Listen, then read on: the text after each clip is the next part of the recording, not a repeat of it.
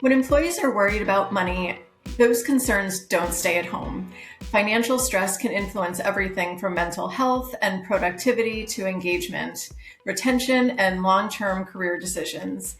Yet, despite growing awareness of the issue, many organizations are still struggling to understand what employees need most and how to provide meaningful support. Welcome to Honest HR, where we turn the real issues facing today's HR departments into honest conversations with actionable insights. Today's episode is produced in partnership with SHRM's HR webinars. I'm your host, Nicole Belina. Let's get honest.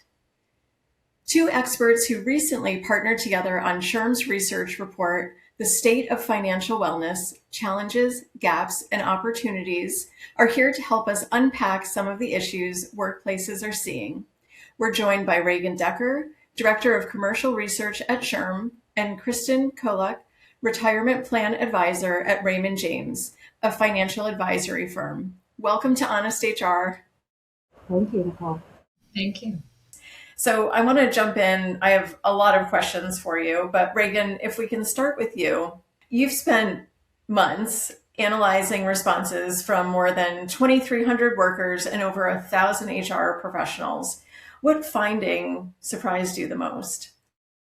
So, it's hard to pick just one finding because I do think the research is full of valuable insights. But if I had to choose one, I think the one that really surprised me the most, which we talked about in the presentation, is just that disconnect between what workers are asking for and what organizations are planning to do in the future. Just like as a recap, we found that at least 3 in 5 workers are saying that it's important or very important for their employer to expand some of these financial wellness initiatives benefits. But we're seeing that only 8% of organizations said that they are very likely or extremely likely to expand their financial wellness initiatives in the future. Now, when we dig a little bit deeper into that, I think it makes sense because we found that only 25% of organizations said that they were regularly adapting their financial wellness initiatives based on the changing needs of their workforce. And we also found that only 23% are regularly soliciting employee feedback to inform these initiatives. So, if organizations aren't asking their employees what they need or evaluating these programs, then it's harder, right, to identify opportunities and make sure that you're really meeting the needs. So I think that's kind of the biggest takeaway for me from this research, or the biggest thing that surprised me, is just that financial wellness is clearly a priority for many workers, but many organizations are kind of missing that opportunity. And there's definitely opportunity to better align with employee expectations and needs. Sure. Yeah. And I mean, it makes sense. Kristen, you had pointed out, just the state of the economy today, prices increasing, things like that. And, Ragan, you're a researcher by trade, so you don't know what you don't know. And so, I think this is really important data that you've shared with us today. Kristen, what finding immediately resonated with you? With what you're hearing from employers and employees in the field? For sure. With employees, I don't think it was a surprise that they're lacking this financial resilience for all the reasons that we talked about, and the fact that they need help. They're looking for support in managing their day-to-day resources, and that's something that perhaps employers are not prepared to do. Now, from my training and my career path, this is an opportunity for employers, for schools, for education institutions on financial literacy, and just level setting the fact that your workers are coming to work with unique situations, and understanding and appreciating that there might be a gap with their own level of understanding. I think from the HR professional's perspective, I am hearing in anecdotal conversations this idea, and we talked about the point solution fatigue, the fact that there's no lack of tools and resources, but their employees do not know how to navigate. They don't know how to make decisions. And in those moments that matter, where perhaps, maybe they do need a will or they have to change a beneficiary, they're not really sure where to go. So this connecting the dots and integration opportunity, I think that there's agreement that there's a need. There's just some confusion or lack of clarity on how to get there. Sure. And, you brought up one really good point, a strategic initiative towards the end of the presentation that talked about educating people managers, and having those benefits ambassadors. And I think that, having those like little conversations, right, during a normal workday versus, not necessarily like the big presentations or, things like that, but just those maybe during a one-on-one or just in passing, talking to an employee and being able to point them in the direction of those right resources instead of having somebody, go onto their benefits page and and looking to see like 20 different options and having to decide, during a really difficult time, which is right for them, if any at all. I couldn't agree with more. And even just asking the question, how are you?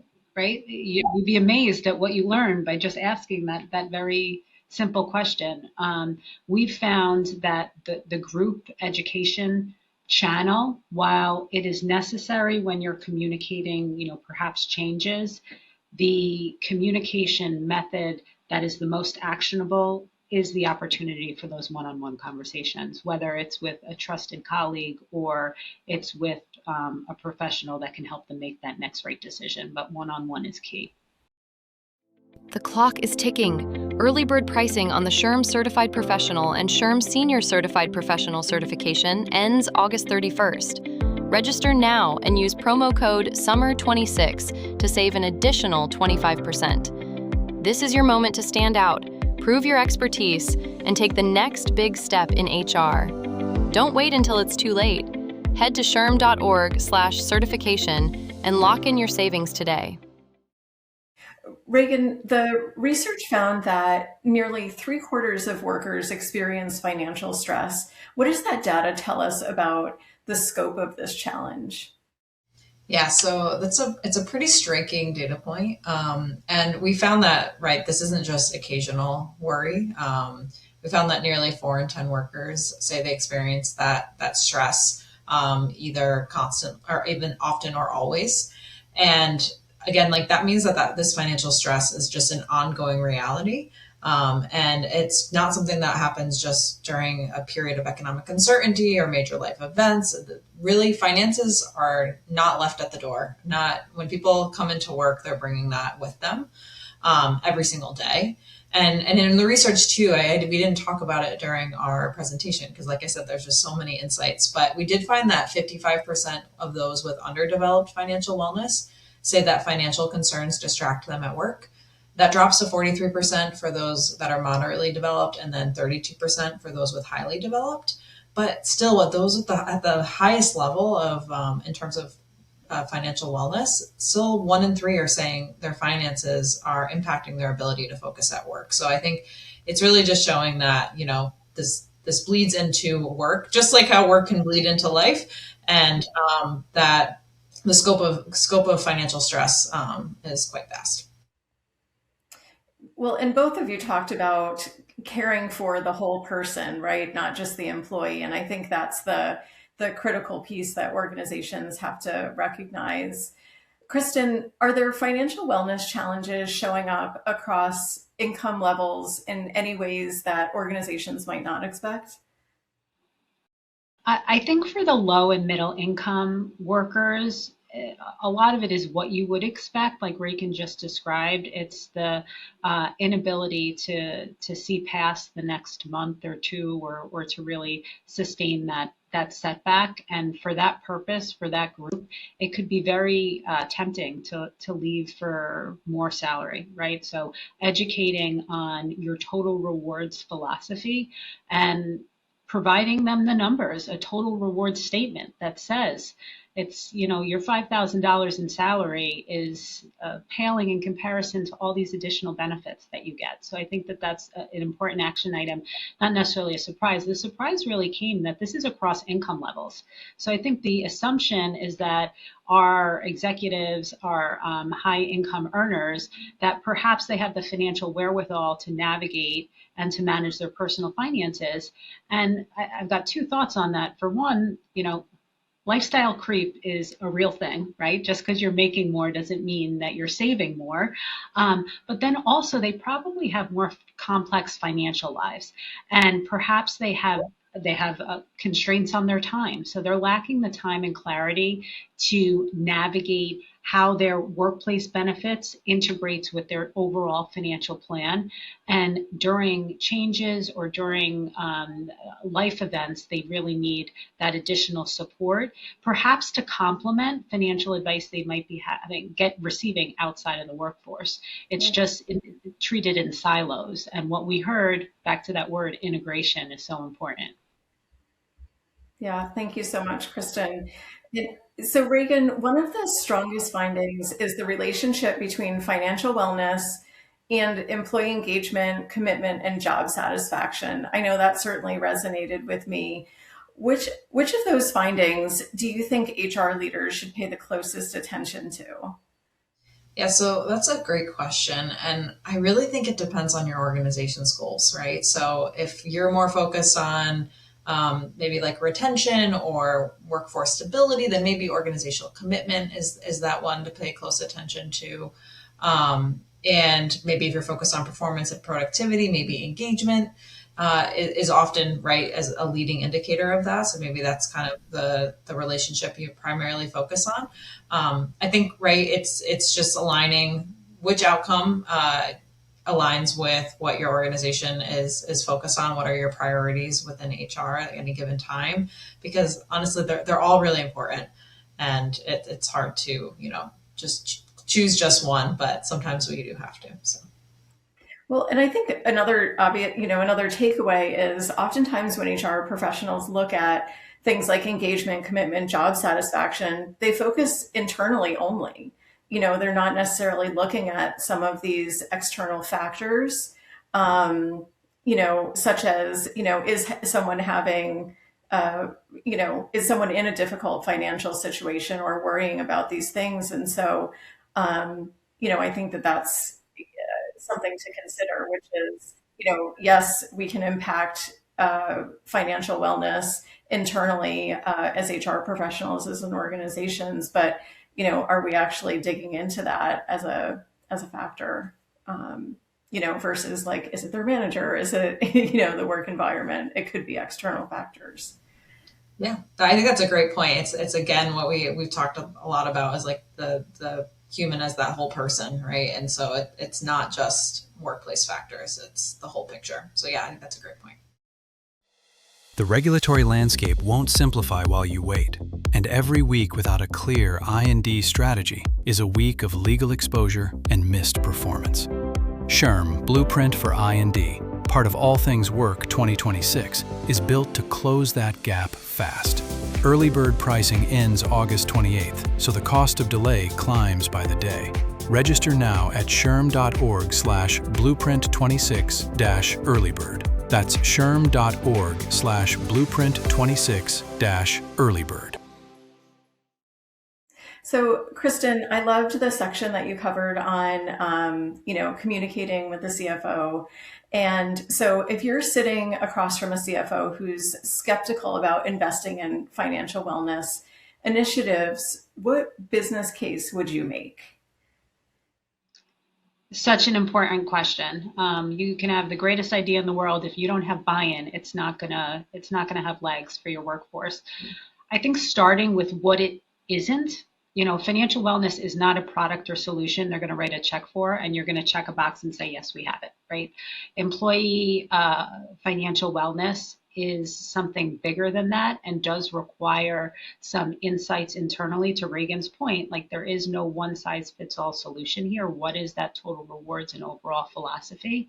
But the costs are just too high to completely ignore. Now, I can appreciate if I'm a CFO, I might be thinking, this is an unreasonable ask for me to solve all my employees' financial challenges, right? Like that's going beyond the scope of the employee-employer contract, so to speak. Sure. And you know what? To the letter of the engagement, maybe they'd be right, but the spirit of the engagement is that your number one asset, oftentimes, even in manufacturing, is your workforce. So you need to invest in making sure that they're showing up and that they are showing up in a capacity that they can produce for you, and that will hit the bottom line. So as Ragan mentioned, the cost of distracted workforce, what does that mean to your productivity? You could look at trends in absenteeism or even in reviews, presenteeism, and ultimately attrition. Why are employees leaving? Are they leaving because they need more money, or are they leaving because of the corporate culture? Well, if it's the former, that could be an education challenge and opportunity. And so, Ragan, one of the major themes in the report is the disconnect between what employees say they need and what organizations provide. Were there any benefits or resources that workers consistently rated as valuable, but employers were much less likely to offer? Yeah, so there were a few that we touched on in the presentation, things like loan support, caregiver support, equity compensation, and as well as emergency or flexible funds. And I think what's notable about these in particular is how closely they align with what workers reported as being some of the areas where maybe they're really struggling in terms of financial wellness. So like their inability to absorb an unexpected $5,000 expense, or not having an emergency savings fund. And so I think in that context, like it's not surprising that these benefits are emerging as ones that are seen as most effective by employees, because it's really meeting that need. So I think, again, it's making sure that we're aligning the benefits with the needs of the workers at your organization. Sure. Yeah, it kind of seems like common sense, but obviously there is, the gap is real. And so, Kristen, why do you think organizations struggle to close that gap? Is it budget? Is it awareness, competing priorities, or something else? You know what? I think it's using different terms. Like you're not speaking the same language with your employees and within your organization. And yeah, of course, we all have competing priorities. That's a reality. But I think having unrealistic expectations about what a specific product or service is going to do, it's really aligning on what is our corporate philosophy on ensuring that our employees are making financial progress and building a home for them to do it at the workforce. Yeah. Great. And so for both of you, I want to ask you, if employee financial wellness became a true strategic priority for organizations tomorrow, what's the first meaningful change workers would actually notice? I'd love to start with that. We don't have to have all of our financial challenges solved to feel better mentally about where we are. What we've found is that you need to have a plan to follow and need to have an understanding of what that next right decision is. That's ultimately going to build the financial confidence to stick with the plan.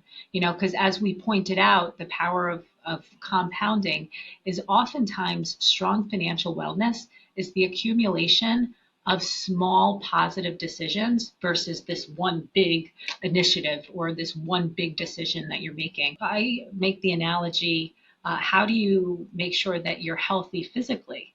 Well, you're going to exercise regularly. You're going to make good choices when it comes to your food intake and your drink intake.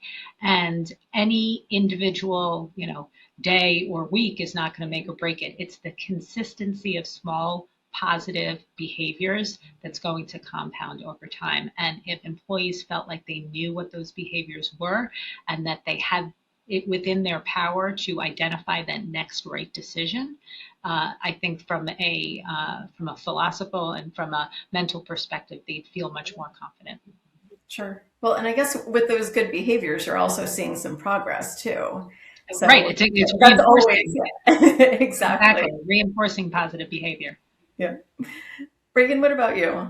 Yeah, so I would say, the first noticeable change would just be employees feeling more confident using their financial wellness benefits. We've talked a little bit about that importance of integration. So just really making sure that they understand how to navigate them, how work together with other benefits that they have instead of these separate fragmented tools or resources or benefits. Really like that more clear integrated experience that helps them make better decisions, day to day financial decisions. So, yeah. Perfect. Thank you. Well, thank you both, Ragan and Kristen, for sharing your insights with us. Thank you. Thank you. Really appreciate it. That's going to do it for this episode of Honest HR, and we will catch you next time.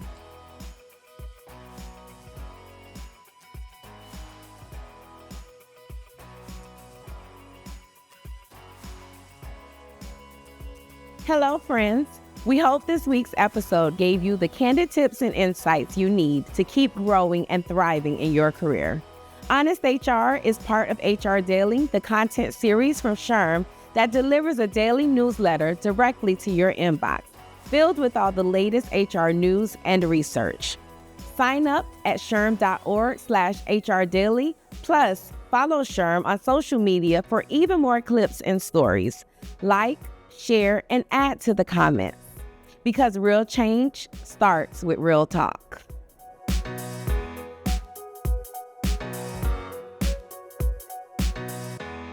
SHRM.